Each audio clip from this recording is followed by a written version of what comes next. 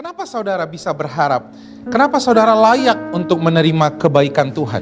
Roma 8 ayat 17. Kita baca sama-sama dengan suara yang keras tapi tidak menyakitkan orang di sebelah saudara. Mari sama-sama kita baca Roma 8 ayat 17. 1, 2, 3 ya. Dan jika kita adalah anak, kita juga adalah ahli waris. Maksudnya adalah orang yang berhak untuk menerima.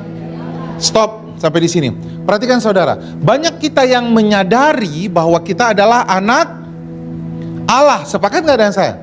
Ya, saya ini anak Allah. Kamu anak Allah. Emang apa spesialnya anak Allah?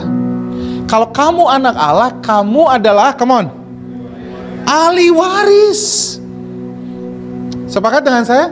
Karena warisan hanya diberikan kepada anak, nggak pernah kepada tetangga atau kepada hamba. Benar nggak? Di kejadian nyata yang dapat warisan cuman anak. Tahu nggak artinya ahli waris? Lanjutkan lagi. Maksudnya adalah, come on, ayo dong, harus confident nih. Maksudnya adalah saudara, come on. Kalau saya balik, kenapa saudara berhak untuk janji-janji Tuhan? Karena kamu adalah ahli waris. Loh, siapa yang bilang kamu ahli waris? Lihat aja di kartu keluarga. Kartu keluarga ada nama saudara, benar nggak? Kenapa saudara adalah ahli waris? Karena kamu adalah anak. Dan kalau kamu anak, ini yang harus kita sadarin saudara. Ini harus diputar balik supaya saudara menyadari. Karena saya anak Tuhan. Ini orang Kristen dari kecil sih selalu dibilang, kamu anak Tuhan, kamu anak Tuhan. Tapi dia nggak tahu konsekuensi sebagai anak Tuhan. Sebagai anak Tuhan, kamu adalah ahli waris kerajaan surga. Tahu artinya ahli waris kerajaan surga? Semua yang di surga diwariskan kepada saudara. Amin. Kesembuhan diwariskan nggak sama saudara? Berkat diwariskan nggak kepada saudara? Segala berkat rohani di dalam surga dikaruniakan. Efesus 1 ayat 3 diberikan buat saudara.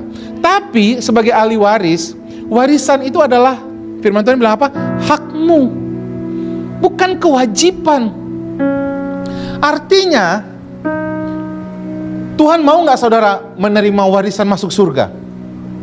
Wajib nggak masuk surga? Tidak. Saudara berhak kok menolak nggak mau masuk surga. Sepakat dengan saya?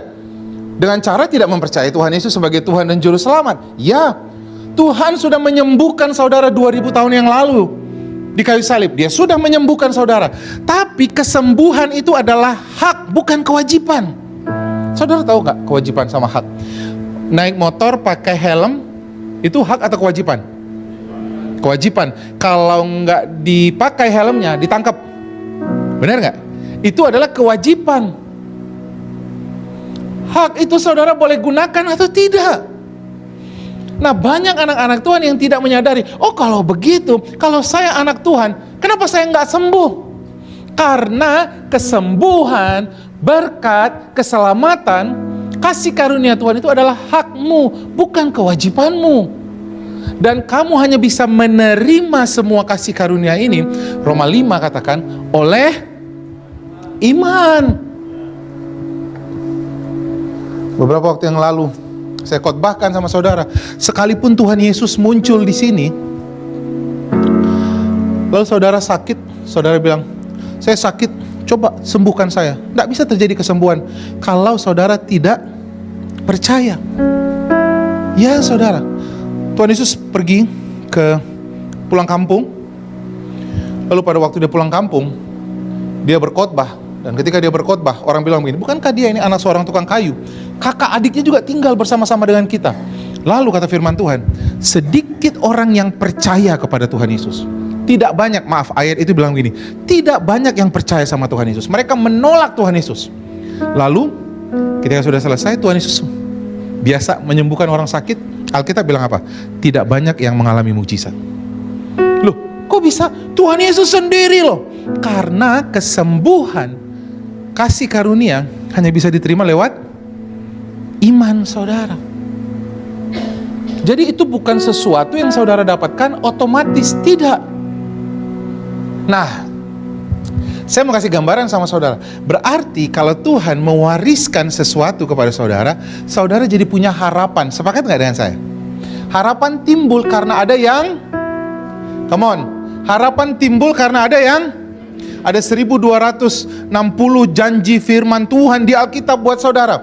Ada janji firman Tuhan, itu sebabnya orang Kristen hidupnya selalu berharap.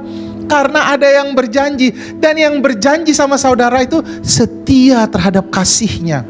Roma 3, sekalipun kamu gagal mengasihi Tuhan, janji Tuhan tidak bisa dibatalkan sama kamu. Amin. Tahu karena apa? Karena kamu adalah, come on, anak.